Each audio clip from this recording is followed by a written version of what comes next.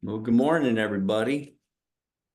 I wanted to just share with you a presentation, which is really three different presentations, and I'm going to take little bits of each one and share with you. And it was a very, very rich blessing for me to go through this presentation. And before I even start, I just want to make a couple comments that Elder Parmenter, with his spiral teaching, two out of the three presentations that I take my material from were from 2 years ago.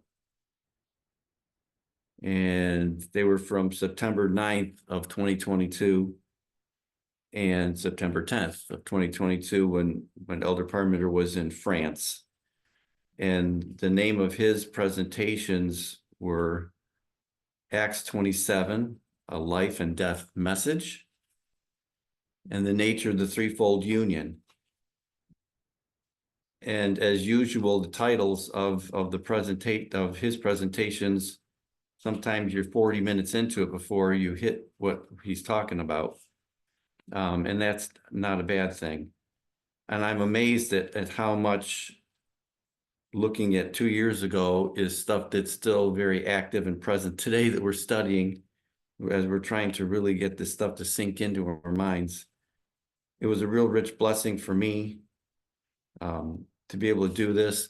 I put in the East Coast Forum, if people can access their phones, in the East Coast Forum, I put in the pictures of my board work.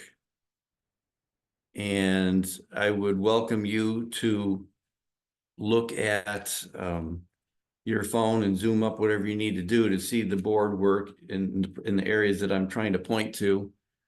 There's a lot on the board work, but I think if you can zoom up on it a little bit, it's legible. So if anybody has any questions, don't hesitate to stop me at any point. And I'm going to try to ask some questions along the way, so I'm not just, doing all the talking all the time. And so I'm going to get started. Can everybody see the board and can hear me okay? Yes. Awesome.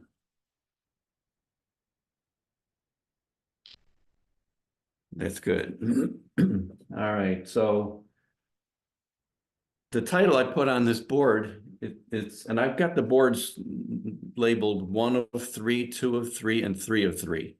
I'm only on the first one right now. So I titled this board work here, The Peace That Attends an Aha Moment. When something really clicks in your mind and you get it, it really helps. So I wanted to show you up in the upper left-hand corner of this board work here. I've got a picture of the lines of the 144,000 of the priests, the Levites, and the Nethinims.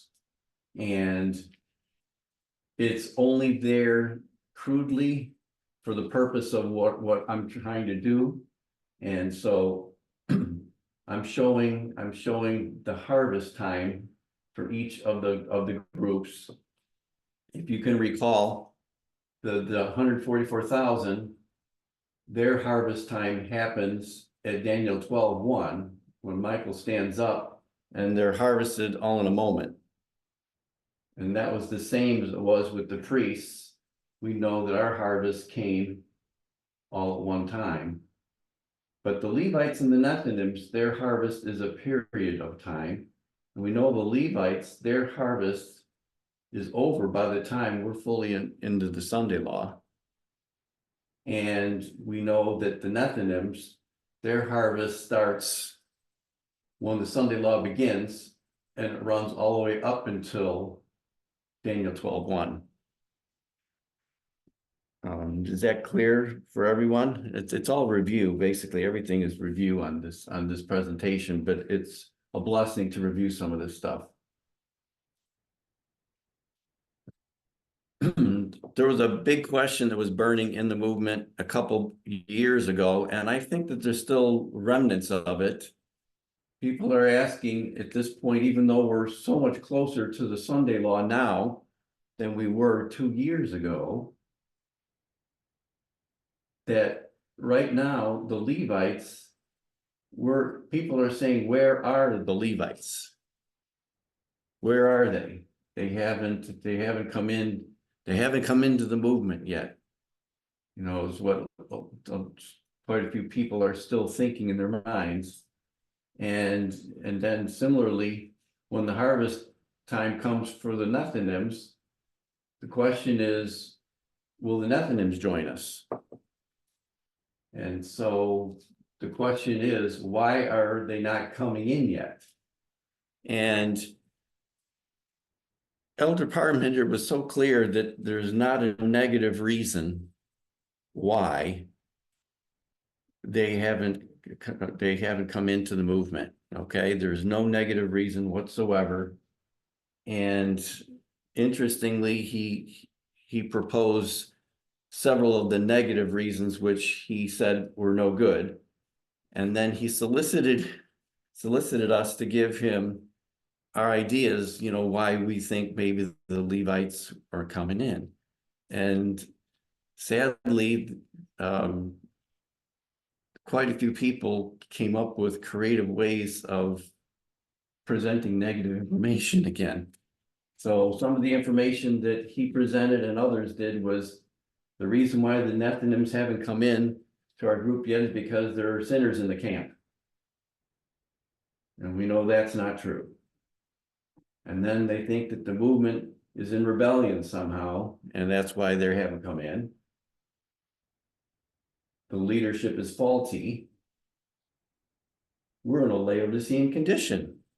Maybe that's it. We made a mistake, or we went wrong somewhere with what we're teaching. One answer came back, says that there are no priests, Levites, or Nethinims. Imagine that.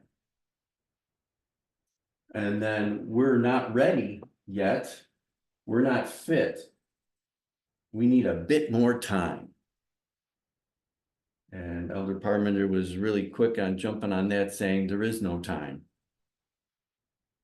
And then the last one was one that was kind of a hopeful looking at it. They say they are coming soon. Just hold on a little longer and they'll show up. And all of those answers are wrong.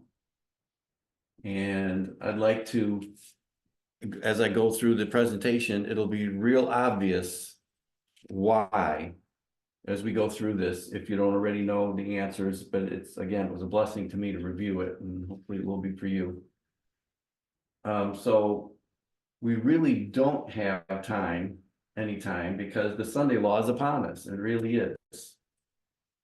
And in the bottom left corner of my board here, I have some points.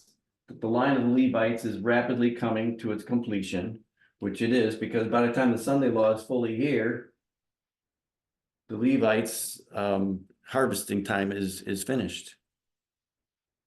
And so, it's clear that things will not appear as we are expecting them to go, or how we think they might go. And Daniel chapter 2, we know is the imagery of a stone that's cut out, which is a movement which is created by God with God's hands by their power. And that stone was taken from the church of Laodicea out of the mountain. And Ellen White is clear that there are people in God's SDA church reforming themselves and doing what's right, reforming right up to the Sunday law. So she's clear on that. And so there's some questions that come up as to why, and we'll understand a little bit. There's no negative reason why the Levites have not entered the movement. Okay. And the lines of the 144,000, the priests, the Levites, and the Nethinims, it is correct. We can trust the lines. And last point that I have on here is, as we well know, that spiritual things must be spiritually discerned. So if we look at, there's some other concepts that came out when I was studying this, and so we're looking for Levites and in the future Nethinims, if we're looking at them to literally show up to the movement, and they're not, so then we must have a misunderstanding of our application. Because even though we understand that so many things we understand spiritually correctly, when it comes to this subject, we tend to look at things and literally be looking for them, thinking that they're going to come in, when we have to look at it through a spiritual lens. And if you look at Daniel chapter 2, I don't know if I'm getting ahead of myself here.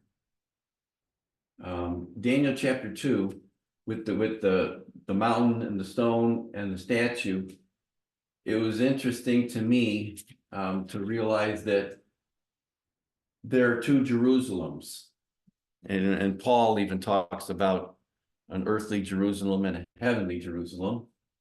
And Rob, yes, Lana has raised her hand. I think she has a question. okay, go ahead. Hi, Bob. Happy Sabbath. Happy Sabbath.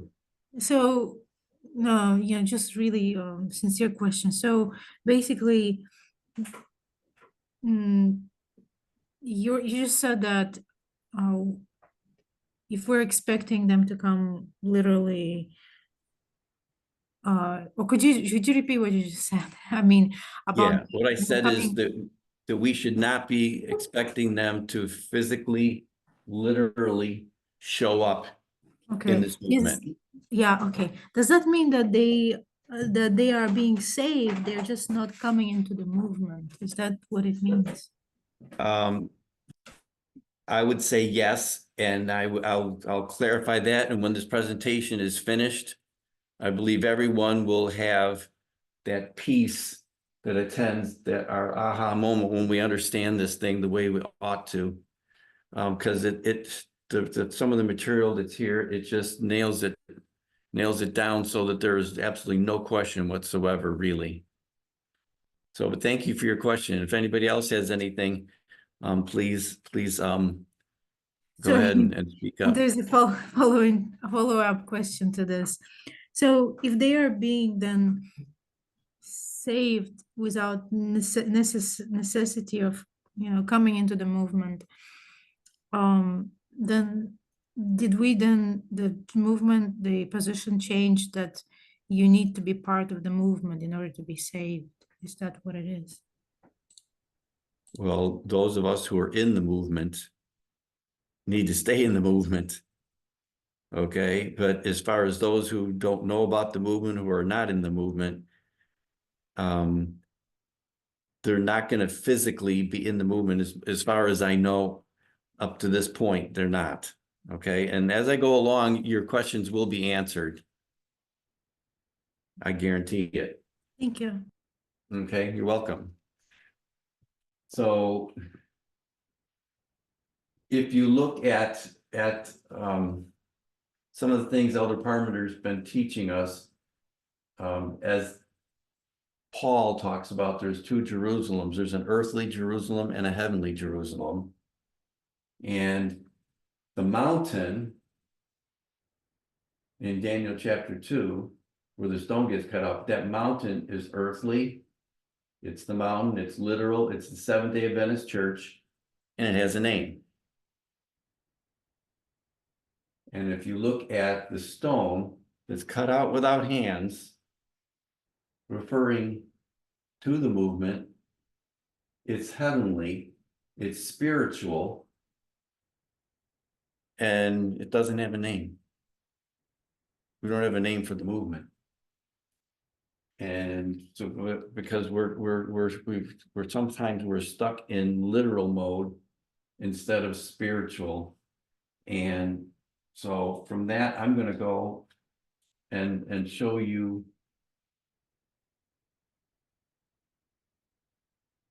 when I'm done with this presentation. I'm taking pieces from 3 different presentations that Elder Parmenter did.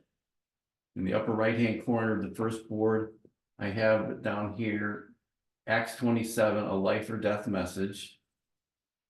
And that was done September 9th of 2022 in France. And the next day, there was a second part to it, and it was named The Nature of the Threefold Union. And then just recently here in Arkansas on August the 30th, Elder Parmenter did a Vesper, and I don't know that he even had a title, but I put a title in there, The Gospel versus the Mystery of Iniquity. And it's just really interesting. So I'm gonna get into a couple of other points here that'll help you understand where I'm going here. Unfortunately, we're still inclined to see things literally, even though we know that we need to understand these things spiritually.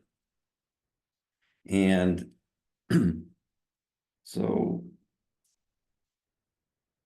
if you look at Paul, and you look at Acts 27 and 28, as Elder Tess brought us to it, if you look at the story there, it's about Paul's journey. But if your focus is on Paul, there's only a single theme there. And we really can't do much else with it. But if you look at it through a different lens, you see that there's 2 ships there. I'm going to say 2 ships right now. You've got Adramyttium and Alexandria. And because you can do that, now you can take those 2 and you can compare and contrast them. You can repeat and enlarge and work with them that way. And as we know, Adramyttium means I will abide in death, but there's another meaning that says you're in the court of death, which means you have a death sentence on you. And the ship of Alexandria, as we know, is the protector of the people. And so I just want to point that out. Also, interestingly, Daniel chapter 2 covers, if you look at Daniel chapter 2, where you've got the stone and the statue, it actually covers two different histories, or 2 different dispensations. It's right here in the center of the first board. It covers the Sunday law history, where we have the harvest of the Nethinims. And it also, in that parable there, it actually is talking about the closed probation, after the closed probation, and you're in the time of trouble history. So if you go all the way up here to the top at the 144,000 line, you see that the Sunday law history is between the Sunday law and the close of probation, and then there's a time of trouble afterwards here. And so the Daniel chapter 2 covers this period right in here, both of these, not just the one. And so the harvest is a good thing, but after the close of probation, the time of trouble history is about destruction. So Bob, I have a question. Yes. When you say literal versus spiritual, in this context of the Levites coming in, what is the literal that we're thinking, and what is the spiritual that we should think? I'm hold that question, because as I go a little bit further, that's the whole purpose of this presentation, is to explain this as simply as I know how. So everybody will be like, got it. So Okay, thank you. if I can ask your patience just for a few more minutes here.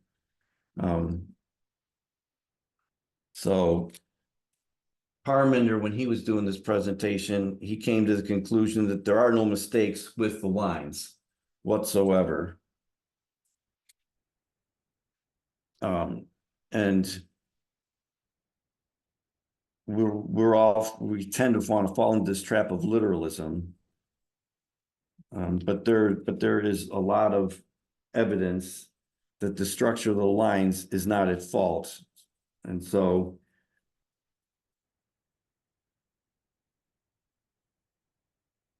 if we have misunderstood, listen to this point, if we've misunderstood the work that is going on in the harvest history of the Levites, which is just about up, then we can be certain that we're going to be misunderstanding the work that's going to take place during the harvest period of the Nethinims. That seems simple to understand for me. Let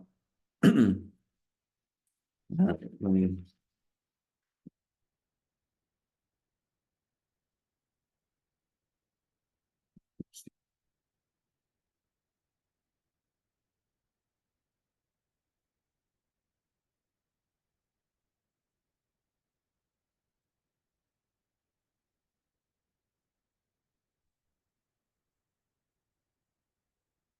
Already mentioned the two Jerusalems.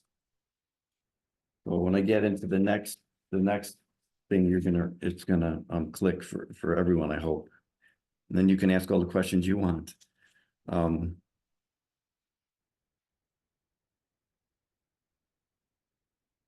we have the two ships, obviously we can overlay them one on top of the other. And this is standard operating procedure methodology that we've been using, that Elder Tess has you did, and we learned a lot of stuff that way. So on one level, that story is a simple story about Paul going from Caesarea to Rome. It's a single theme. But it's the two ships that are the key to unlocking the story, as we know.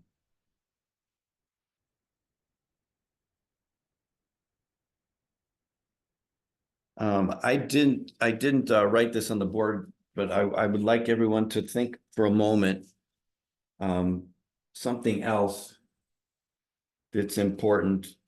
If you look at Daniel 11, verse 40, can somebody read the first part of that verse for me? Daniel 11, verse 40.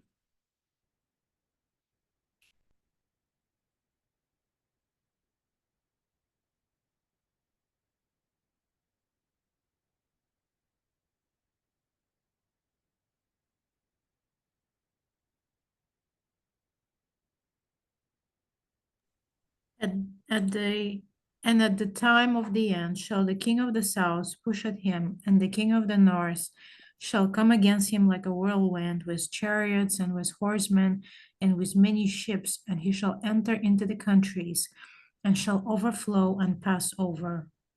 Okay. If you look at the very beginning of that verse, and again, there's so much that we can learn from these verses, so I'm only picking out certain elements here. So I don't want to go off on a tangent with this. I have a purpose in it. If you look at the part where it says that at the time of the end, it says the king of the south push at him. So who's the him there when the king of the south pushes at him? King of the North? It is the king of the north. And if you understand the wording there, according to Elder Parmenter, when it says the king of the south pushed at him, that means that he overtook him and he lost his power and symbolically lost his life. So technically, the very beginning of that verse, it's saying that the king of the north died. But then later, the very next part of the verse says the king of the north will come against him, the king of the south, okay? Like a whirlwind with chariots and horsemen and all this stuff. And so that means he comes back with power. So if you go to the bottom right-hand corner of the first board, I've got Daniel 11, 40 and 41. And I'm emphasizing power here because the king of the north, in the very beginning of the verse, dies. When it says push at him, it means he dies. And then the king of the north has a resurrection. That resurrection is a resurrection of power, of control. And so spiritually, that's what that's talking about.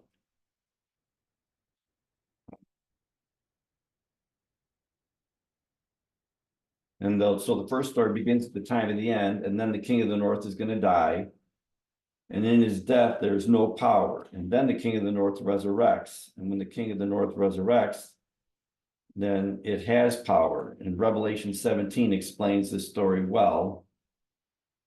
So we want to know, when does this happen? And we know that it happens, the first time of the end, we know, is 1798. That is the beginning of the time of the end. Right? And so if you carry that line from 1798 all the way out until 1989 is when the king of the north resurrects, and we're talking about with power. And so that's one line. But because they're both, just like there's two ships, we can look at it as it's because there's a resurrection there of power. They lost power before, and a resurrection of power. We can break that line and put one underneath the other. And so you end up with a 1798 time of the end, beginning of the time of the end. And then you have 1989 time of the end. And I hope that makes sense to everybody. This is, I don't want to confuse anybody. That would be repeat and enlarge, right? Yes. Yes, it is. So.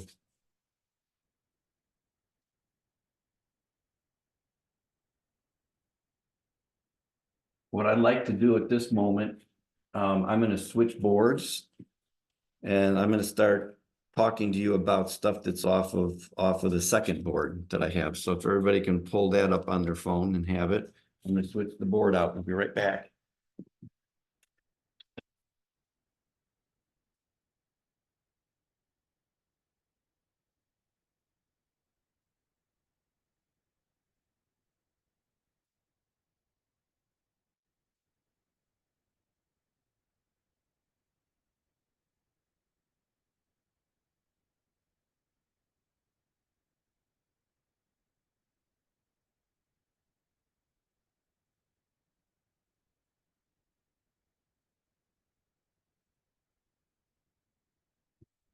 All right.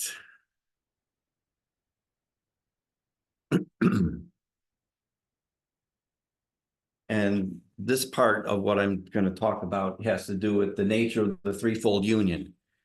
And when I was first studying this with the Elder Parmenter, it's difficult for me because when I studied this stuff, because for me, I'm explaining, because he's got translation going on and he stops in between, and hats off to that he can keep his train of thought going where he's going. I'm trying to follow it, and I couldn't figure out for the life of me when he first started talking about the threefold union, what that has to do with the Nethinims coming in,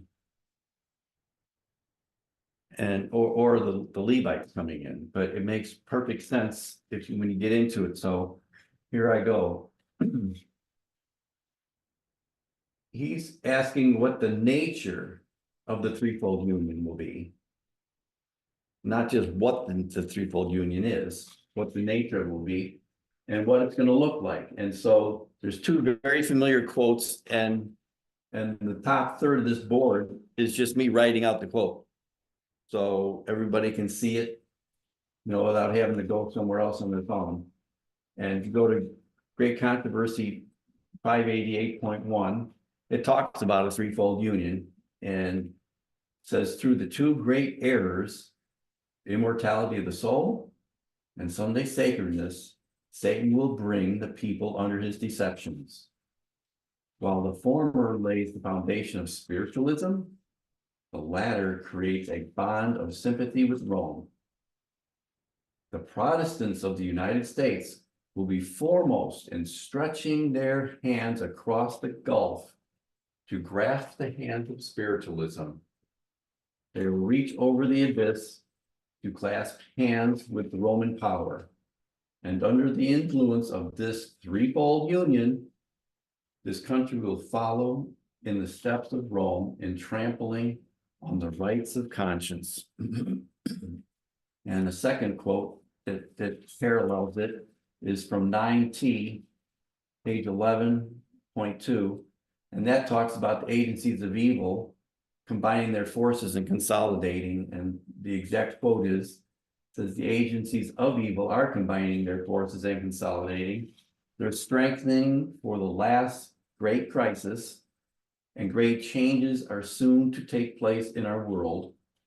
And the final movements will be rapid ones. I know we've all heard these things hundreds of times probably by now.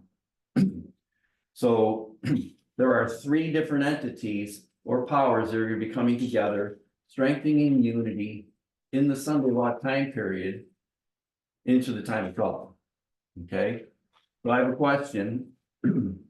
How can Protestant America, in taking the initiative, join with spiritualism and the papacy when there's a gulf between one and abyss with the other?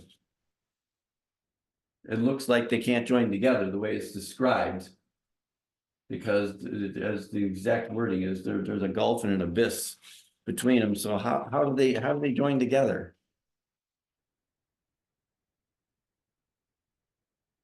They have the same worldview. Excuse me? You can They repeat? share the same worldview, the Yes, they do. patriarchal worldview. Yes. So so they are able, the Protestants, by stretching out their hands, they are able to bridge that gulf. And we know, and this quote was written for a dispensation when Ellen White was alive and in a different time period. And so Sunday was the issue then. It's not today, and neither is the immortality of the soul is not the issue either for this time period. So the next question I have on the board here is, what is the issue today that brings these three groups together? What binds them together? So the spirit of prophecy describes spiritualism, Protestantism, and Catholicism. That's how it's worded. The Bible words it a little differently. It says the dragon, false prophet, and the beast. Not necessarily in that order. They all have the same, as you pointed out, Lily, they all have the same common worldview. They have the same culture. They all have the same common worldview, culture, and the same patriarchal system. Okay, so it's going to come together here for everyone, because it came together for me when I got to this point. So if you look at the fact that in the bottom left corner of my second board, I have the same patriarchal worldview. They all do. And I just bullet pointed what that patriarchal worldview is. You have men at the top, women at the bottom. The older are preferred before the younger. Racism is even part of this hierarchy. And you've got the concept of alpha males. And so that's what they all share in common. All three of these groups, they have that same thing. And so if we look at the threefold union, you have in that threefold group, you have an atheist, a Protestant, and a Catholic, basically, which is spiritualism, Protestantism, and Catholicism, which is the dragon, the false prophet, and the papacy, which is the United States, you know, the false prophet and the beast. So going across the other way, the atheist is spiritualism, the dragon, or the USA. And the Protestantism is the false prophet, and Catholicism is the papacy or beast. And they all operate the same way. In their homes, they operate the same way. Yet, here's the clincher. If you ask any of them if they agree with one another or that they even like one another, they would hold the other groups in contempt. They would tell you all the reasons why, you know, you have to be in their group and not the others. And so on one level, they don't get along at all. And yet, because of that worldview, their culture and the patriarchal system, they're all under that umbrella. So that is what unites them completely. And then Elder Parmenter brought out a point that I had never thought of before. When you see that there's a threefold group, the threefold union is talking about in this quote here, is obviously Satan's threefold union because it's a counterfeit, which we're going to get into. But God has a threefold group too. And that's the priests, the Levites, and the Nethinims. And they all see events unfolding, and they see things in the same way, and yet they're not going to agree on many things culturally. So if you understand that this is a spiritual thing, people are being brought into the counterfeit, and we'll get more into that, or they're being brought into the truth. And they're being brought in because they're having the same, God knows that they're having a correct mindset that puts them in agreement with us in this movement. And it's a spiritual movement. They don't. I mean, I look at the Christian church when it first started up with the disciples, you know, they didn't have a name either. They got labeled as Christians because they were following Christ, but they didn't have a name. And people joined and other people got in, but there was no meeting hall they all came together in, or there was no network or organization that they were in. And I know God's helping us to be able to communicate with one another in this time in Earth's history, do the things that we're doing. But in a larger sense, the Seventh-day Adventist Church, the mountain is physical, it's visible, and yet the stone of Daniel chapter 2 is spiritual. Does that make sense to people? Yes, so all that harvest of the Levites, that's happening, but we're not seeing it, right? That's correct. God is moving upon the Levites and Nethinims where they are. But so when do you think we'll be together or we'll see them? That's for God to reveal to us as time goes by. The element that Elder Parmenter wants us to understand is that we can't be looking at something that's a spiritual entity and be expecting people to be physically pouring in. You know, I mean, God has his ways in it, and they have their reasons why they brought all of us into this movement up to this point. And I'm looking forward to them explaining it someday. I mean, I look at the 12 disciples. You had fishermen, you had tax collectors, you had a doctor. I don't know what else everybody else did, but he got different people from different walks of life. And I look at around even the people I know in this movement, and we're all different ages. We have different backgrounds. Some of us never even stepped foot in an Adventist church. Some of us have been an Adventist or were Adventist their whole life. I've been an Adventist for 40 years, you know, and came into this movement about 10 years ago. So it's just, it's just interesting to see that and understand it, so. It really helps me when I realize that it's a spiritual thing, because. This group, that when they say they're gonna come together, by the time the Sunday law is here, that threefold union is made up. And they're in complete agreement, and the Sunday law is on its way. And yet, if you look at the people, literally, they don't think that they're in a group, that they're one with each other at all. And that's looking at Satan's threefold union.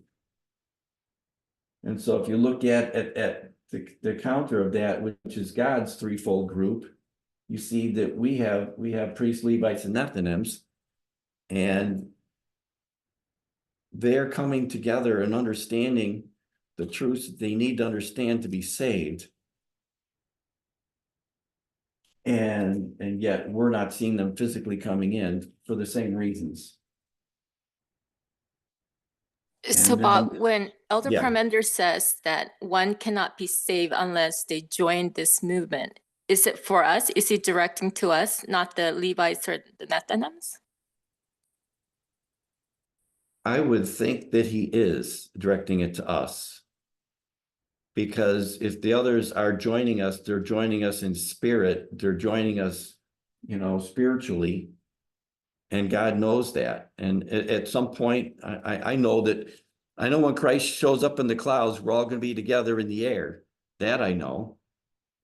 But when is that, is there gonna be any acknowledgement that the people are on the rolls, that they're in the movement? I don't see it happening, but I don't know. I'm just going along with what he's taught so far.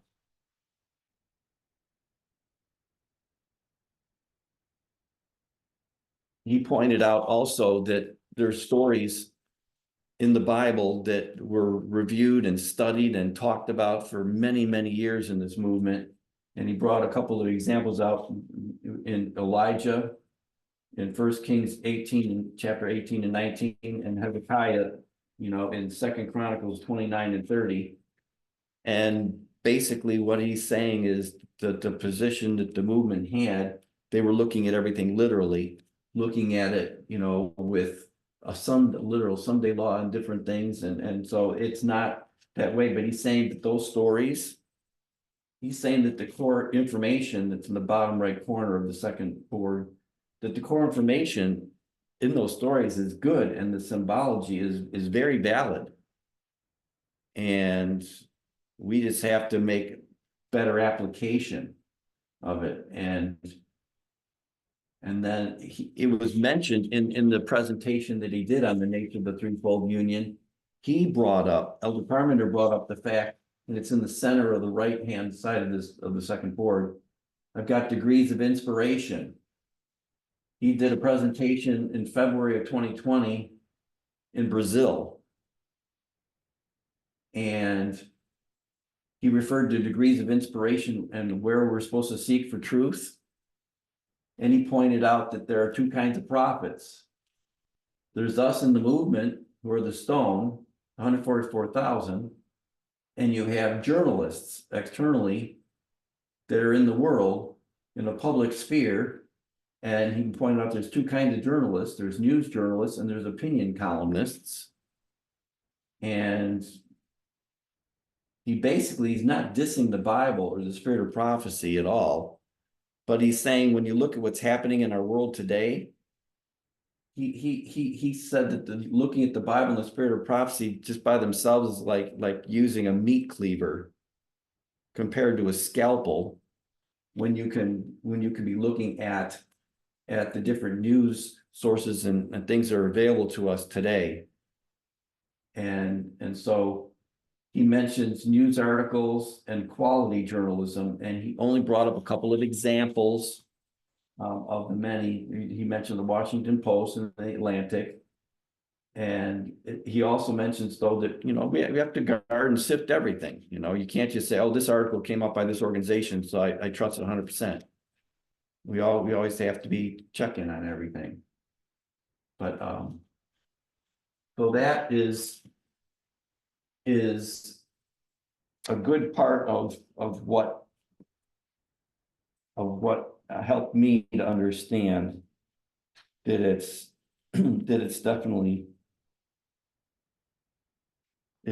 spiritual. So, and and when it talks about the different news outlets we can get stuff from, Elder Parmenter points out that in our growing maturity, we need to understand where to seek for truth. And these other things don't replace the Bible or the spirit of prophecy. And he's telling us to dust off some of the old stories that are in the Bible that people have been ignoring in recent years, because there's a lot of stuff that he thinks that which are coming into fulfillment now in the time that we're living. And he points out that just because we're living in this history, doesn't mean that we understand what's going on. And he says that a test that proves that point is the large number of people that are in this movement that are still waiting for what? They're waiting for the Levites. And he's basically, if I put in my own words, he's saying, stop waiting for the Levites, because you're taking something that's spiritual and needs to be understood spiritually and connected that way, and you're trying to literalize it. So, hold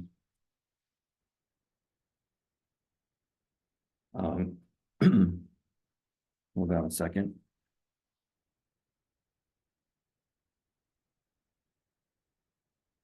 I'm going to try to miss some points here.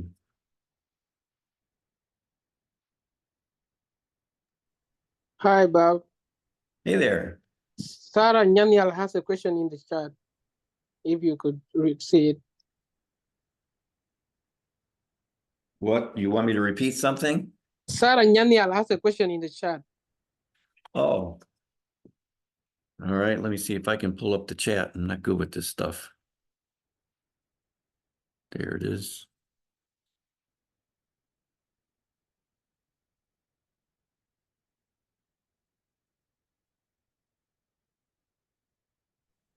Okay, in the language of Daniel 2, Sarah's saying that the mountain and the statue are both counterfeit. So how can people who are still in both camps be saved? So that's a good question, and that's a good segue for me, Sarah. I'm going to jump to the third board that I have, because I get into that, and because it ties directly into this understanding. So give me a minute and I'll get the third board up. If anybody else has any other questions, don't hesitate to shout out.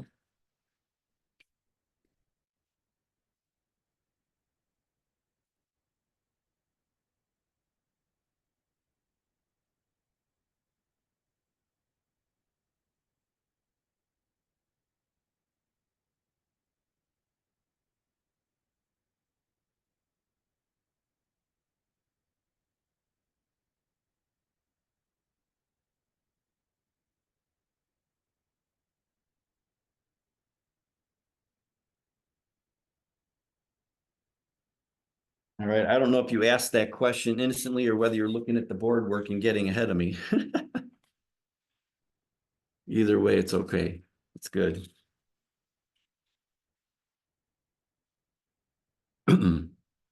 So if everybody can move to the third board that I have, it's titled The Gospel versus the Mystery of Iniquity. And we know that there was a sermon that was put in writing now that the A.T. Jones did, that many of us have been studying very slowly and going through, understanding all the facets of what the gospel is and understanding the mystery of iniquity. In the process of doing that, it was on August the 30th, right here in Arkansas, that Elder Parmenter did a Vesper. And if you look at the board work that I had here on the left side here, I've got written the true gospel. you know, and the truth being the 144,000, the stone, the movement. And then on the other side, I have false gospels in the plural. There's not just one, because as you point out, Sarah, there's more than one counterfeit. And you can see that several ways. One way is when you look at Acts 27, you see the United States and the SDA Church are the institutions represented by the ships.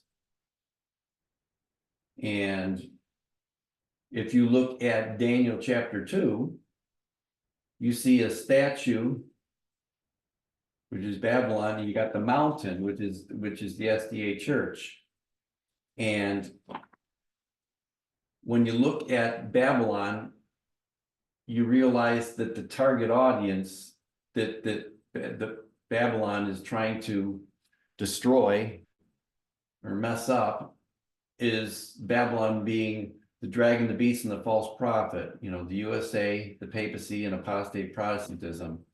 And so the Nethinims have a choice between understanding what the journalists and the external prophets are saying about what's going on all around the world, especially in the United States, but not exclusively in the United States at all. And they have to choose to understand what the truth is and align with us in this movement, even though we don't know who they are or where they are. They're aligning with us, or they're going to fall for you know, the false gospel with you know, the elements of the threefold union. And then for the Levites who are still in the SDA Church, those Levites, we know that their probation, their harvest time is up when the Sunday law is here. And so we know that that's right upon us. And so for the Levites, they have a choice. They either have to be looking at the external prophets, which are the journalists. They have to be seeing these things and understanding what the truth is. Otherwise, they're going to, if they don't follow that, they're going to fall back and just remain in the Seventh-day Adventist Church, which we know is a counterfeit at this point. It is thing. And the other point I want to bring out here is that when you look at a dragon power, we know that the kingpin of the dragon power is the United States, okay? But the dragon power of the United States, and when you look at it with a wider angle lens, it really is representing state powers. And so it represents the United States. Elder Parmenter says it could represent Russia, UK, France, Venezuela, and the list can go on and on and on, you know, all over the world. So there's a dragon power, and what they do, they're a state power, and they go ahead and they're making laws that they're imposing upon people so that their religious dogma or the religion is their belief system. They're making laws that follow that, and they're also going by their cultural standards and whatever they consider their social norms to be, and they're imposing laws on people doing that. And that is how they're trampling on the rights of conscience for people.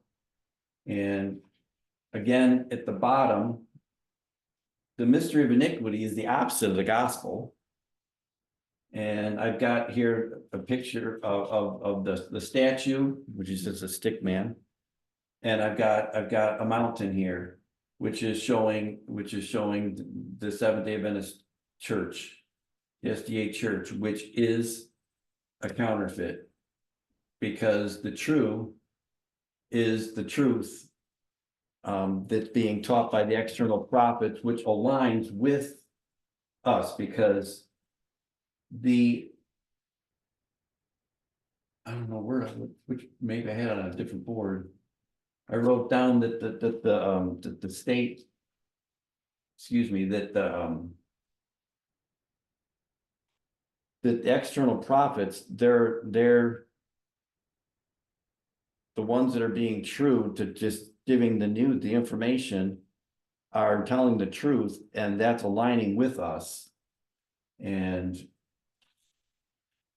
so there are target audiences that are that Satan wants to deceive with this, with the mystery of iniquity. And so he wants to use the statue of Babylon. He wants to use that to be able to deceive the Nethinims.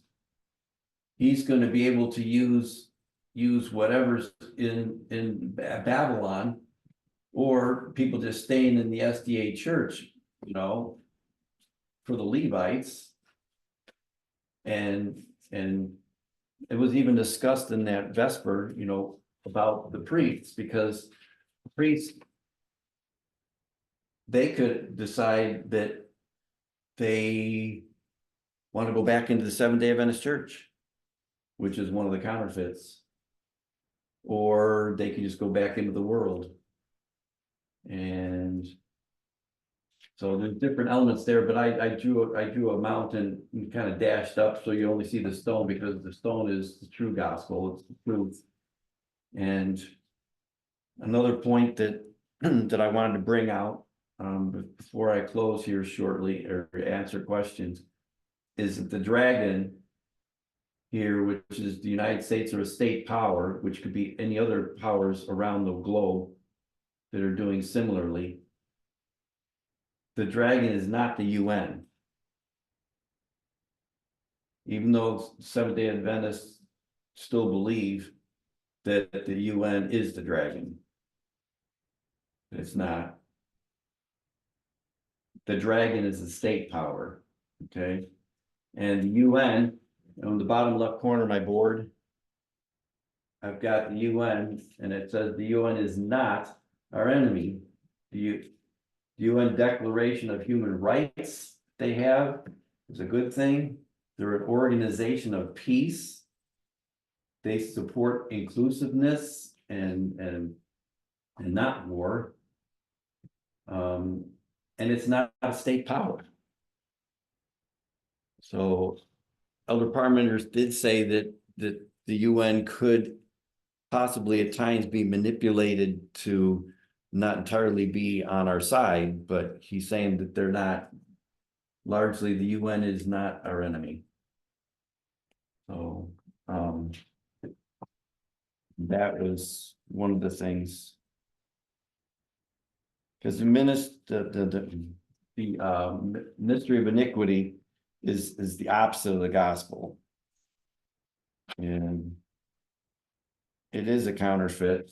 And when Elder Parmenter started talking about the threefold union and how they're coming together, and we know the Sunday law is around the corner. So that means that this threefold union and all the strength that they're getting together at one level, it's there. They're just about there. And yet if you talk with any of them, they don't agree with each other. And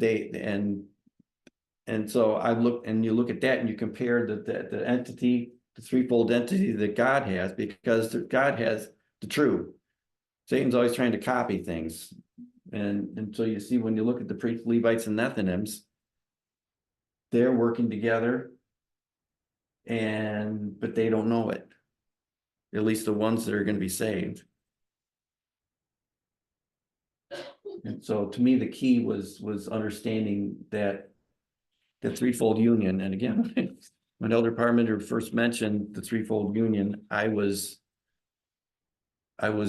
trying to wonder why he was bringing that up, because it didn't seem to make sense initially, but once you got into it, it made a lot more sense. And just so you know, I did try to, some people like Gloria and others are good at taking presentations that Elder Parmenter does and typing them all out word for word, and I tried to do the same thing, except some of what Elder Parmenter says is kind of choppy. And so I took liberties in places to word things or change things just ever so slightly, so it makes more sense to what he was actually saying. You know, if he could talk without being interrupted with translation all the time. And so the two presentations, the one about the Vesper that we had in August, somebody else already did this and presented it. It might have been Gloria, I don't know. And then but the ones from 2 years ago that I did about the nature of the threefold union and Acts 27, you know, life or death message. I typed those out for myself, and I will figure out a way to put those in the East Coast Forum so people can have access to them and they can read through it, because there's things that are in there that I didn't exactly go over, and because I didn't want to sit here and just read things to you. I wanted to be able to just have it fresh in my mind and go off of what I put on the board. That's why I had a lot of board work, so I could use it for my notes and be able to just discuss things with everybody openly. I'm welcoming anyone who has any questions at all or comments about this presentation, because I don't have anything else to share, you know, other than answering people's questions. What do you think? Thank you for the review. You did clarify Elder Parmenter's points and making our burdens lighter here.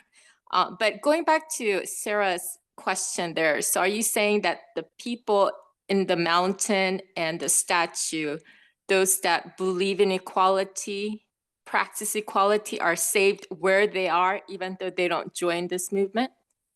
That's what I'm saying, because they're joining the movement spiritually. They're not joining it physically, literally. That's what I'm understanding Elder Parmenter to be saying. Because if you look at, and I don't have that up yet, but you can all have the image. We know that in Daniel chapter 2, that the stone, you know, it strikes the image, and the stone does a harvest work, or anyway, when the statue is struck, what happens is it says that it turns into chaff as a summer threshing floor. So we know that there was wheat that was harvested there. So we know that there are those that are in that threefold union, that are in Babylon, that are going to be harvested out of it. They are the Nethinims. They're coming out of the world. Anybody who comes out of the world is a Nethinim. Anybody else who comes out of the church, out of the Seventh-day Adventist church, is a Levite. So that's what I'm understanding. It's like we want to, and I'm in the same place. Okay, I'm not pointing the finger at anybody. We all want to know the end of the story. And what I've learned in the 10 years that I've been trying to understand everything in this movement, there's things that I don't understand. And as time goes on, God helps me, they help me to understand. And God's leading us step by step by step and giving us only the information that we need to know when we need to know it. And Elder Parmenter, I think, has been, with his spiral teaching, it's amazing, because I can look at presentations all different times that he did stuff and see elements of some of the stuff that he's still teaching today. It's all the same stuff. And but we're learning it in a little deeper way, all along the way. I remember an example that Elder Tess gave one time. I don't remember what presentation it was in, a long time ago. And she said, if you're going to work with a child, a small child, and you're trying to explain to them what things are made of, you could describe an atom to them, and you know, what chemistry, and you can describe an atom, and you're going to give them a very, very, very simplistic understanding of it that is true, but there's a lot more to be told. And as that child grows up, then they learn more and more and more. And so by the time they end up in high school or in college or graduate work, they're studying things about atoms and the components that make up an atom and all kinds of things at a level that is light years ahead of where they were when they were a child and they first learned what an atom was. And I see that God's working with us and trying to get us all to be in line and be patient, I guess. He hasn't, there's some questions that people are asking me about, are they're going to be saved? We know that there's going to be more. When you look at the temple, I didn't bring that out too much in my presentation, but on the board work, I mentioned the temple. And if you look at Ezra and you look at Hezekiah, you realize there's two different histories there. But when they're rebuilding the temple, the priests don't rebuild the temple by themselves. There's Levites and there's Nethinims there. And it's very clear. So there are other people besides those who we're aware of who are in this movement right now and who are going to be coming in. But when we say coming in, are they physically coming in, or are they joining us like the threefold union that they're joining us spiritually, and God knows who they are? Because if we're up to the Sunday law, and again, another point that Parmenter made in that one of those presentations that it's going to be, everyone will remember him saying, because it's stuck with every one of us, is that, we have to have a Republican controlled, presidency in this country, at least the way we understand it, in order for the Sunday law to be passed. And back 2 years ago, when Elder Parmenter did this presentation originally that I was reviewing today, he said that it was either going to be in 2 years or in 6 years. Well, because we're already up on the election coming up here beginning of next month, we know that it's either going to be right now or it's going to be 4 more years before that happens. So, yeah. Hey, Bob. Yes. So, so if we now understand, if we're now understanding that salvation is spiritual, right? So, I mean, do you think that the people that will be saved that are not part of the movement and that will never join the movement, right? So, because it seems to me that the movement will never become. I don't know that they're joining us physically, but they're joining the movement spiritually. They're joining the movement. Yeah. So, but like, do you think that there is standards? Like, for example, just because a person understands equality, there are a lot of people that I know that understand equality so well, but at the same time they don't believe in God. And there are those that don't believe in God because of, they don't like Christians, right? The version of God. Yeah, that Christianity's given the black eye. Right, but then there are those that just simply don't need God. They're just simply don't believe in his existence or in their existence whatsoever. Right. So, you know what I mean? So I think that there's probably also not everybody who understands equality can make it to salvation. I think the standard at least should be that they have to at least somehow in their own hearts accept that God is the God, the Savior. Yeah, no? I would have to imagine that would be true. There's other standards or other principles that have to be understood.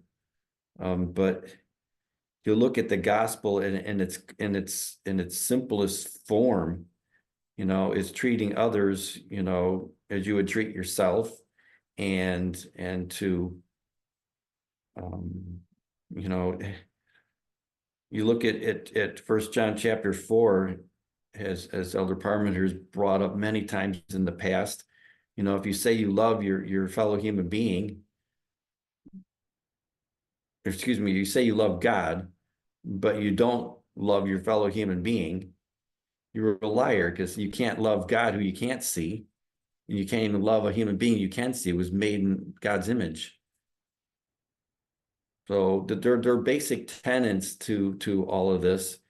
And just like Elder Parmenter was talking about, you know, with biases, you look at a bias that we have, and looking at our fast brain and stuff, that was all given to us. There's nothing sinful about it.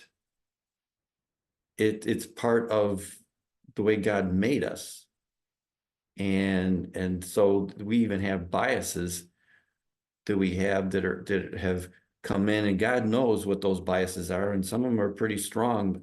So I just trust in the long run, you know, that God knows, you know, who's saved and who's not. And I know when that great reunion happens in the sky, and they have the 1,000 years, when things get kind of sorted out, the way I understand, we're going to understand why people are there, and we're going to understand why people aren't there.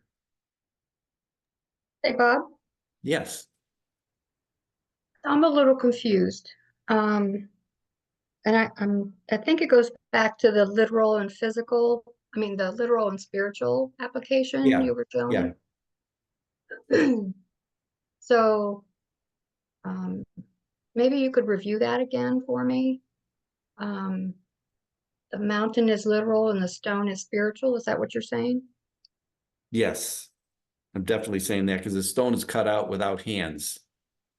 Even though we can look at each other and say, okay, we're in this movement, and so we have a physical presence.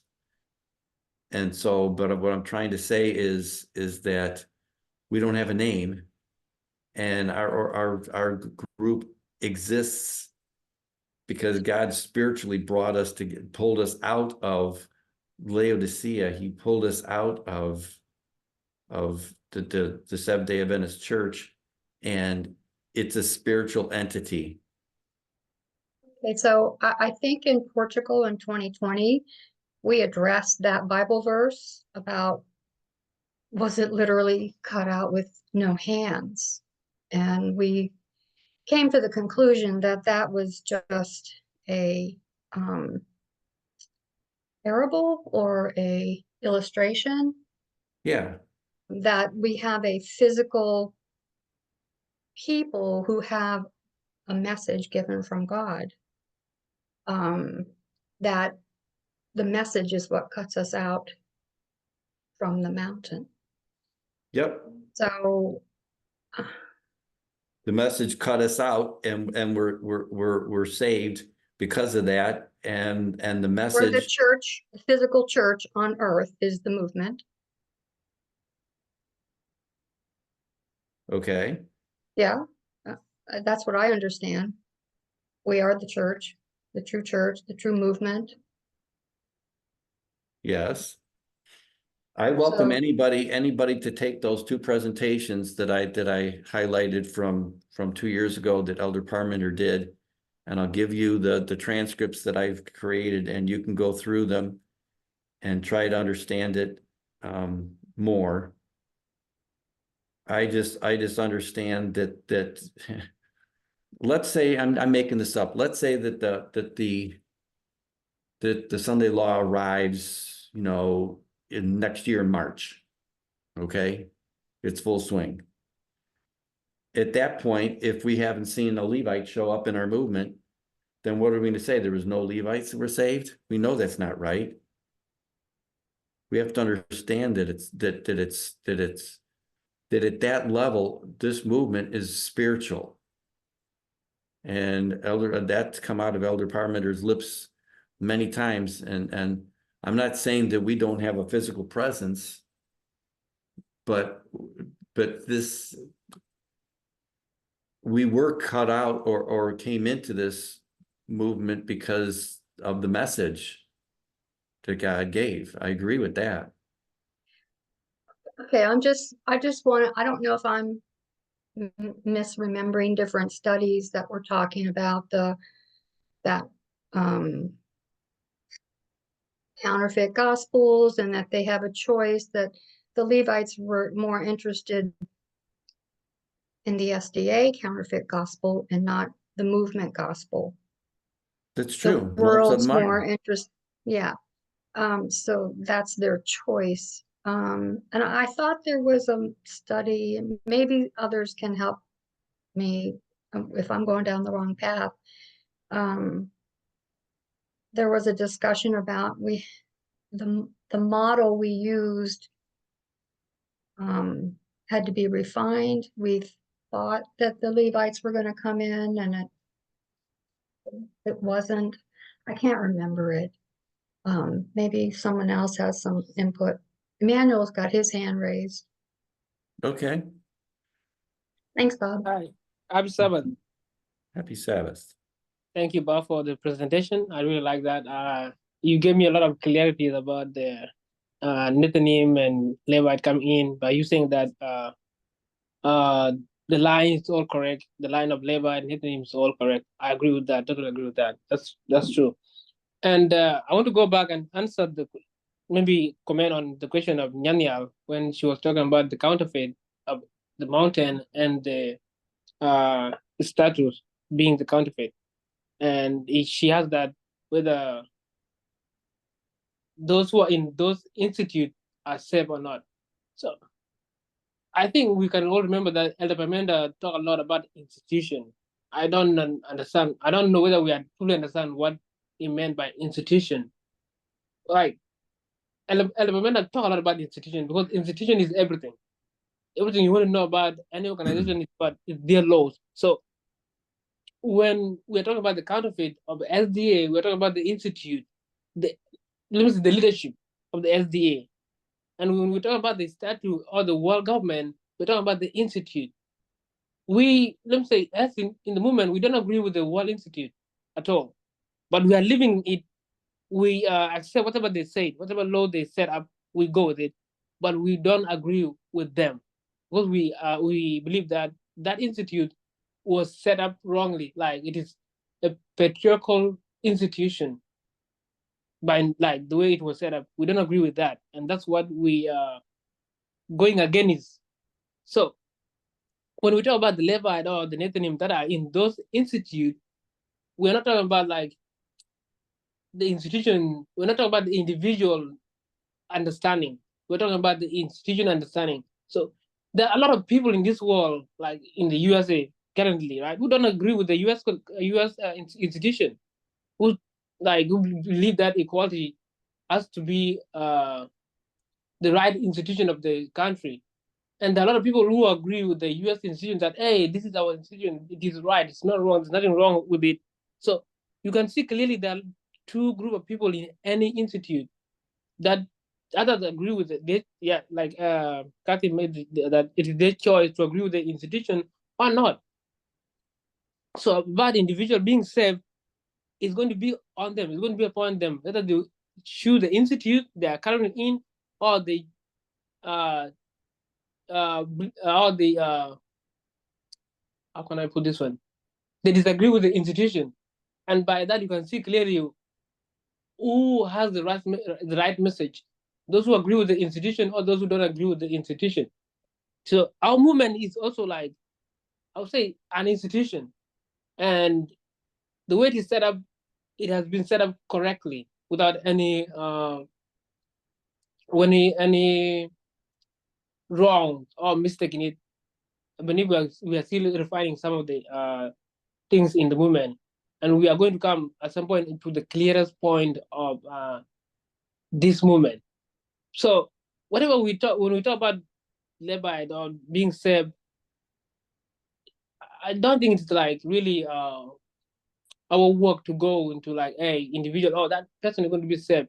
When we look at it in the eyes of the institution, we can clearly see that there's some Levite Nethinim that are going to be saved because they don't agree with that institution. Thank you.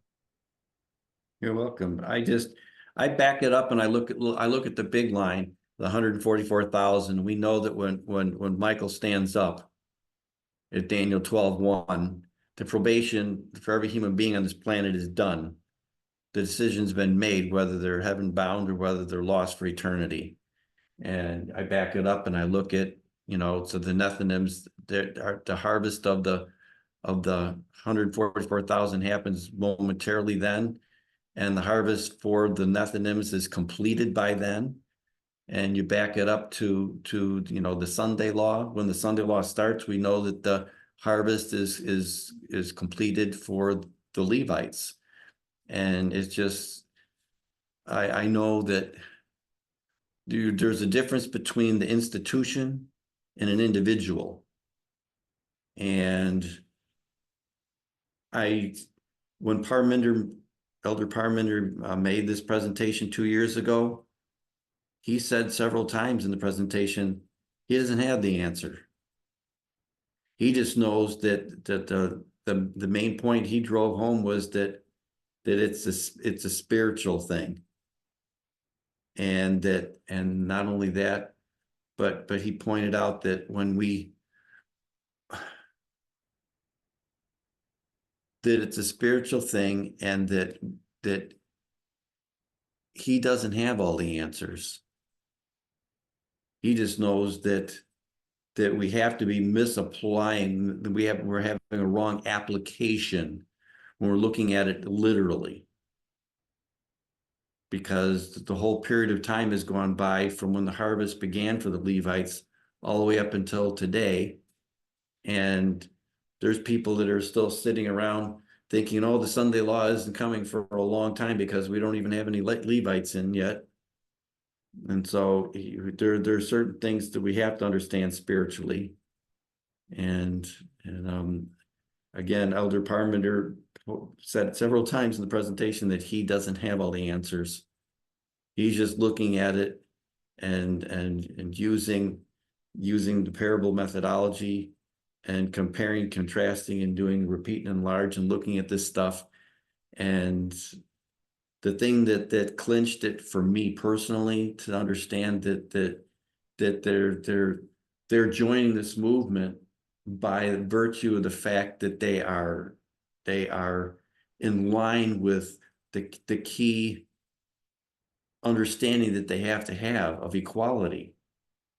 They're understanding that, and I'm not saying there aren't other elements, as Gloria asked, that they have to be fulfilling at the same time. I'm just saying that they're joining us, but they're not physically joining us, because I look at the Christian world. When Christianity got going, everybody didn't meet and everybody didn't know everybody else who came in, but they came in, they became Christians, and we don't have a name because we're supposed to, even though we have some semblance of a physical presence and a group together, but I'm understanding that our movement is a spiritual movement. And again, I welcome everybody. I'm going to provide the written documents from these presentations, and I'll let you read it for yourself, and then we can go ahead and we can text Elder Parminder or Aaron and start asking them more questions. I know God's leading us step by step. It was a breath of fresh air for me to get this far, because if somebody put me in a corner a month ago and asked me to explain why the Nethinims weren't here, I would just shrug my shoulder and says, I don't know. But after studying this presentation and putting it out there to everyone else, I'm just putting out what Elder Parminder did. I felt like I was being a parrot, saying what he said. Bob, I think there's been another study since 2022. Can't remember exactly where. But Elder Parminder was pretty clear when he said there won't be any Levites and there won't be any Nethinims coming to join us. Right. Physically, they're not joining us. But he didn't say spiritually. I don't This is remember. So the outcome of that though, Kathy, is if there's no Levites and no Nethinims, that means that there's no Levites and Nethinims, and what happens to the model of the temple being rebuilt? Or the temple being built? We're working on that, I think. Okay. Hi, Bob. Because I think that there are some that are gonna join but if there's a newer presentation. If there's a newer presentation where he's developed He- more stuff. He did say it Florida. was the hardest thing for the priests to accept. Yeah. Well, if But there I'll aren't try any, and look it up. I mean, you know, I get the hopefulness of it. But I think there's some dynamic of we are not a spiritual movement. We are a literal divine movement. Yeah. But the stone is real. The church is real. We are real. The message we have is real, has consequences. So I don't know that you can use the spiritual application for them to join, is all I'm saying. But I'm happy to look at your notes. I appreciate the conversation and the review for all of us. I'm glad that I'm at least putting it out there, because I think we all need more answers to this and more clarity, on it. And I know over time that God will provide that clarity.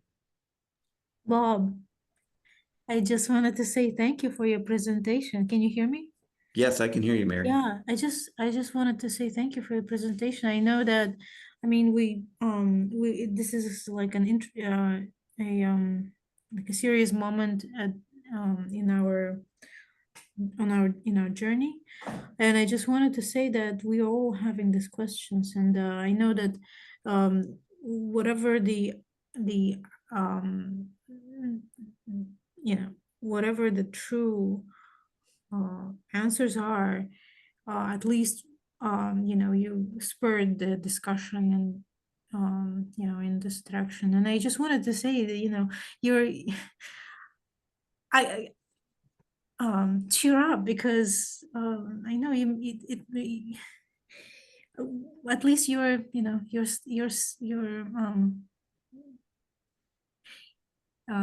we're on the same journey. So thank you. Amen.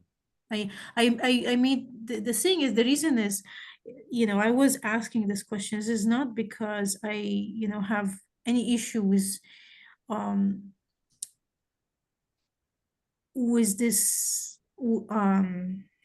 with your study or the way you're presenting, but I'm just saying that so I look at my coworkers, right? So I have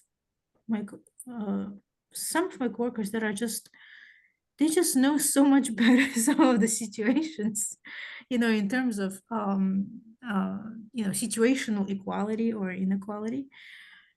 And at the same time, they are the same people who do not need God. And some people even say, and this is one of my friends, and he says, like, if I die now, I don't really care for heaven. I'm quite happy here. So what I mean is that just because Well, I have a question with that, Mary. I have a question for you. So these people that understand this stuff, are they demonstrating that equality by how they're treating fellow human beings? I think, well, I don't know their life story, right? But from what I see from my interaction, because we are working at the same place, we understand, the situation. So I see that they are walking the walk, maybe not precisely to the degree that we would understand it, right? Obviously, absolutely, obviously, but to the degree of somebody who is absolutely not in the movement, right? So the thing is not the equality. It's just like Elder Tess said, that you can have a very good understanding of equality, but if you don't have it's not just the test, but it is also this. It's not just intellectual. Yes, it's not intellect, but it's not just the test. You can be a terrible human being and understand equality. you know. So I just wanted to, and this is not, it's not that you are ever saying that. I'm just saying, just speaking the thoughts out loud, that if, you know, if we take it that it is all spiritual and they're out there being saved without the need of being, you know, formally part of the movement or anything like that, then I'm just talking, you know, with you, Lana, on this, but if you look at, to me personally, because none of us have ever seen God directly. yeah. The only way we see God is through fellow human beings. And so the way my line of thinking is that the only way that any of us can even prove to God or to anyone else in the universe who's looking on what's going on this planet, the only way is for them to know we even love God is how we love our fellow human beings. Yes, but it's also, you remember that Jesus said that, yeah, love your neighbor like yourself, but also love God, right? So what I mean is that just loving fellow human, it's only one of the conditions, I I think. understand, but I think God also knows the biases. I'm not trying to step in the gap for somebody here necessarily, but I'm just trying to say that God knows the reason why a particular human being would rather embrace atheism along with complete equality than anything else, because they may have had a really, really raw experience with people in the name of God, in the name of Christianity, who really did them wrong. And that's what the third commandment's all about. You know, if you take the Lord's name in vain, it means that you're claiming to be an ambassador for their heavenly kingdom, and yet you're going around and mistreating people. That's not representing God. And so I think there's a lot of people that haven't embraced God the way we think that they ought to embrace God, because they haven't had it modeled to them, even though they have a good understanding what equality is. So Anyway, thank you, Bob. I really appreciate you're welcome. I know the day is coming that it's going to be very sobering for every single one of us, because we're going to be able to understand once probation is closed, excuse me, and we're off this planet for those 1,000 years, we are going to understand why people are there who are there and why people aren't there. I've already repeated myself saying that today. And for it's I don't know, the only person I can change by the grace of God and with their divine aid is me. And Hello. yes. Hey, hi. I have a question. So Okay. when Kathy reviewed going over the Levites and the what Parminder was, so I think that video, someone had asked a question, or he was rehearsing a question that was asked, because I do remember that study.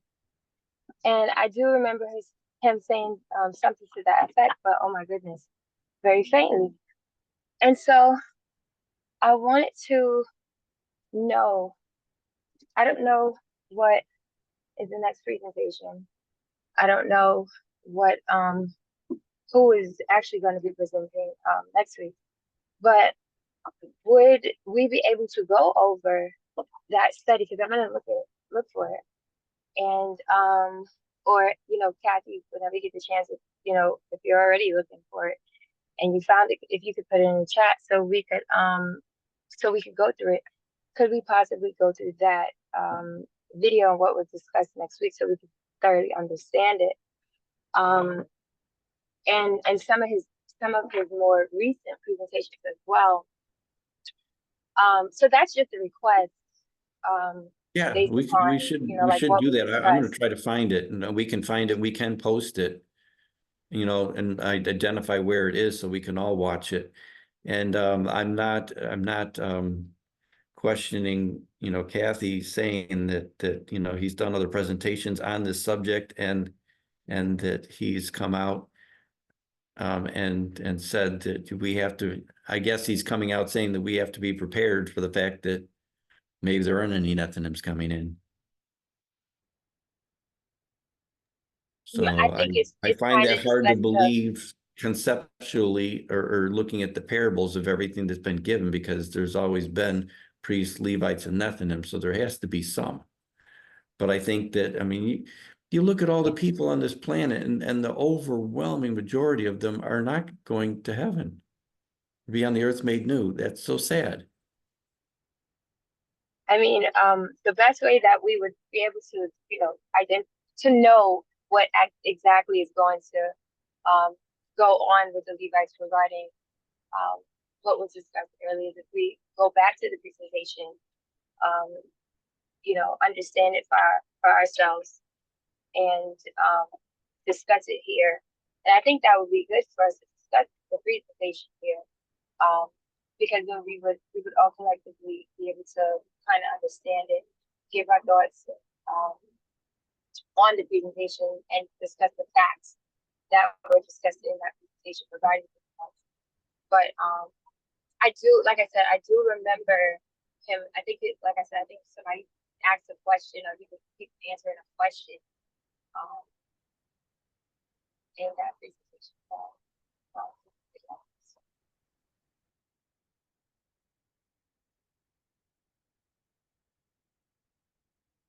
Well, I appreciate everybody's thoughts and their comments, because I'm not sitting in front of this camera today telling you I've got it all figured out, because I don't.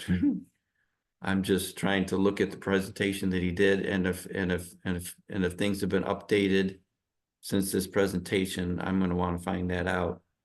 And I think collectively we're going to find what other presentations there are, if there's more than one, and we'll go from there. But I do know that something that's been on my heart to understand, and I'm sure that's common with everyone. Hey, Bob, Yes. I just want to say that I understand it the same way that you presented it. And I really appreciate your presentation. Yes. I appreciate that, Sue Ellen and Jim. I know that, again, I'm only parroting what Elder Parmenter said during those presentations. Yeah. And it made sense to me at the time, but if there's other updated information, I want to know what it is. So stay tuned. Yeah, Yes, there is. because the other, the three folds, the three parts of the three folds, they aren't necessarily aware of each other. I don't No, think. they're not. And they don't agree that they're with each other either, but they are. Right. And so if that is that's the counterfeit threefold union, God has his threefold union with the priests, Levites, and Nethinim. So I have to imagine, based on that point that Elder Parmenter made, that there's got to be some. Yes, I think so. And unless, and I'll ask, I'm not afraid to text Elder Parmenter, ask him, or ask Aaron, just, I'll stir the beehive. Yeah. Figure it out. I'd like to just say, is that what you meant? But that's how I understood how it was presented. Yeah. Well, this is shared in the East Coast Forum. Actually, the August 2024 study says, not kingdom building, no Levites or Nethinims are joining. So it's the August 25th, 2024 study. So we could all look at that again too. Yeah, that kingdom Okay, building good, study. because I'm like, I know he did a recent study, and he went over that.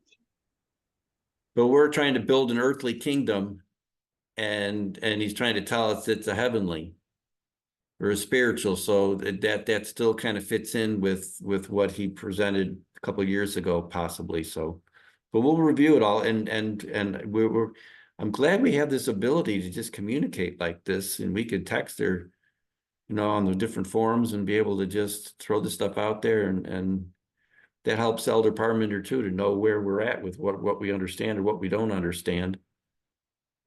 And We're all working together. So I appreciate every one of you. I'd like to have your Okay, notes. so Uh, I'm sorry. Mhm. That's okay. I'd like to have your notes too. Yeah, I'm going to figure out a way to publish them and put them in the East Coast Forum so anybody can take them and print them out and read them for what that was back 2 years ago. Okay, thank you.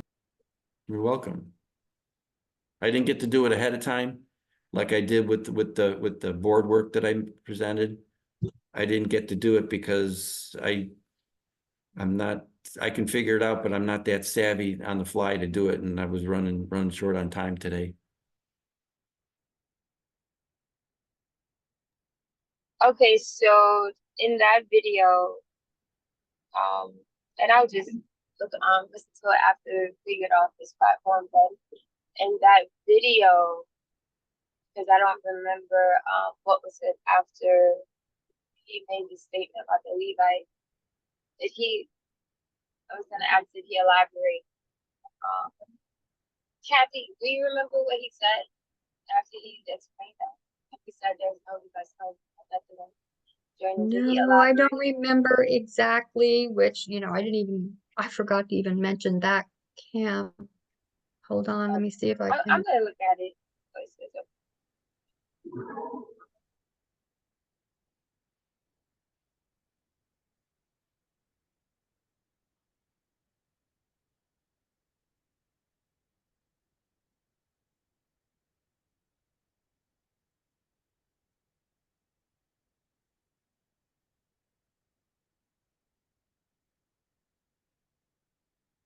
I find it so interesting with the spiral way of teaching that Elder Parmenter utilizes, that you can go back, 6 months ago or 6 years ago and see elements of the same thing that he's been teaching. He just teaches it at a more refined and a deeper level as time goes on.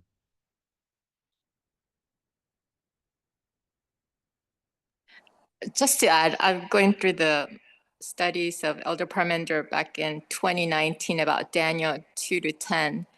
And there also he mentions about studying the book of Daniel as spiritual, not literal, and how we make a mistake in doing that. So here again, Bob, you brought out that this is a spiritual application. So there are Levites and Nethinims, just as the lines show, that are coming in, going through all those, plowing, early rain, latter rain, harvest, that we're not able to see, but they're not actually physically coming into this movement. But God is working on them. And he also mentions that we humans cannot dictate the salvation of individuals. That's God's work.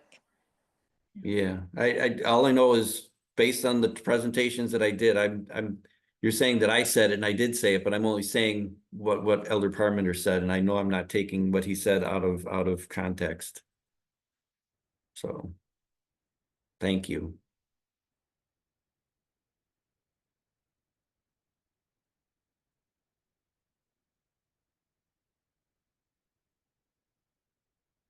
Does anyone else have any other thoughts before we close today? Could ask Gloria to share that quote somewhere in the East Coast Forum. Nice.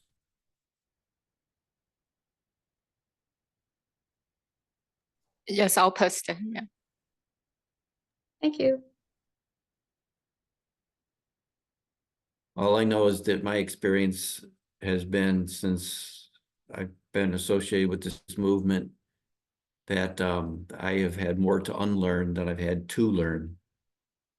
And so I'm open to have my understanding tweaked and brought into line if anything that I understand that I don't understand it right. I'm not up on everything.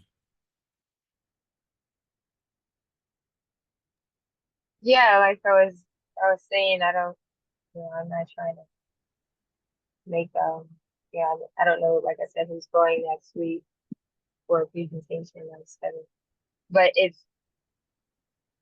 if this is something that seems important, which I think it is, maybe even not next week, but somewhere in the recent future, then we can go over it collectively.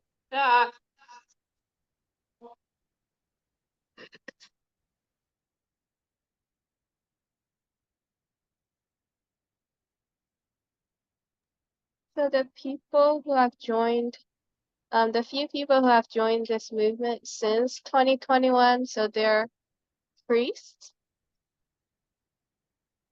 I would think so. And any priest is, if I'm not trying to be technical on all this stuff, because I'm not able to do that. And those are questions I think to ask Elder Parmenter. But there are people who are coming in, and whether they end up being a priest, a Levite, or a Nephilim, if any of them physically do connect with us, that's one thing. I just know that based on the several things that Elder Parmenter shared in the video that I tried to present to you today, it makes it clear that they are joining us in spirit, and they're doing the right things, and God knows, and someday we're going to be able to understand everything at a depth, to know why people are saved or they're not saved.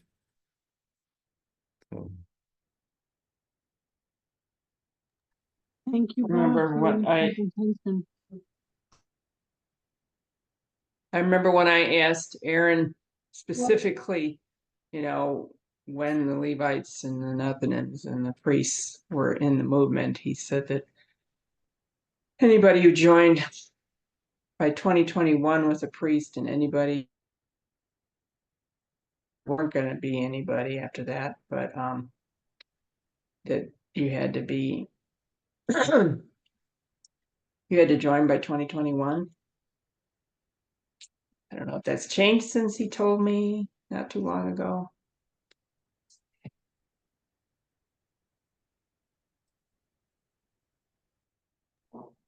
I mean, we have, a recent presentation for guidance.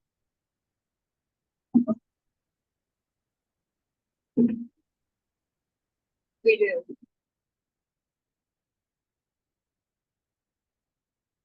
I didn't hear that last comment.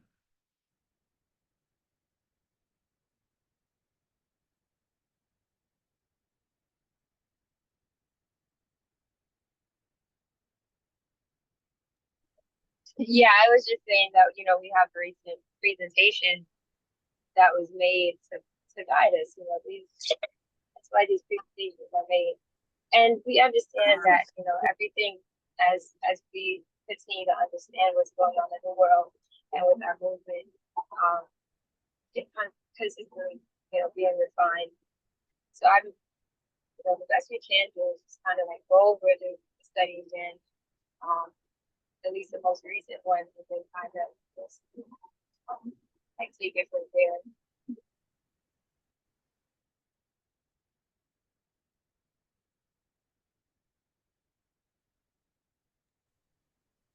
Hello. All right. Yes. I want to ask you a question. So you said we will understand at some point what was going on maybe at this moment, or at this time, or maybe in the time to come. So, but my question is like, if they don't come in physically, literally, or spiritually, whatever, what could be the issue?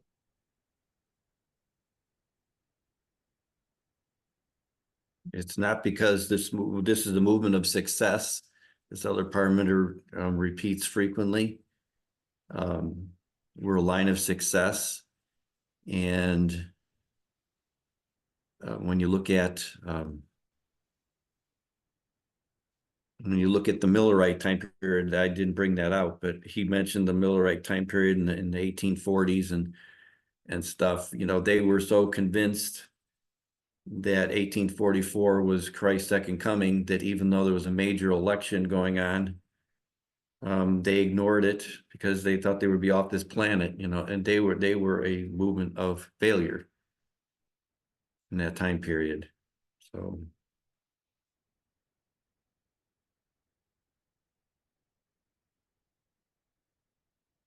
if nobody has anything else, I'm gonna close this off and have prayer, and then 'cause Thank we're you, Bob, for getting your on to be presentation. long.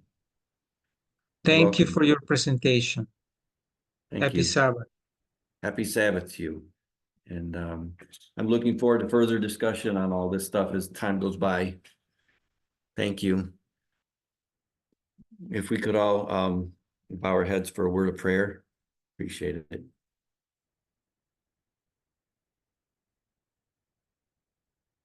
Dear God, we come before you with grateful hearts for everything that you're doing for us and all the things that you've taught us so far.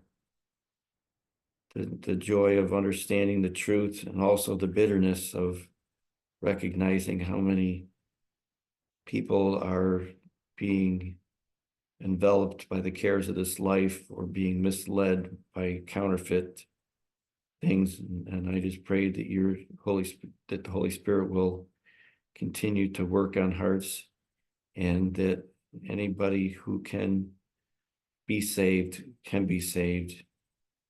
And I just thank you for the work you're doing, the miraculous work you're doing in our hearts. And I pray that you will help each one of us individually to understand the truth, and to grow and have those cords that we have to be able to put our whole weight on, that they might be very thick, and that you might lead us all the way through to the end. And I lift up those who are also all around the globe who are really suffering terribly in so many ways. I'm looking forward to understanding why so much suffering has been allowed on this planet. And I pray for those who are ill and are trying to get their health back, who are in the movement, especially. And I thank you for the Sabbath and the opportunity that we have to come together. And I look forward to being able to grow closer to everyone and to understand each other better, understand how you made us, and understand your character just as well. And I ask all these things in Jesus' name. Amen.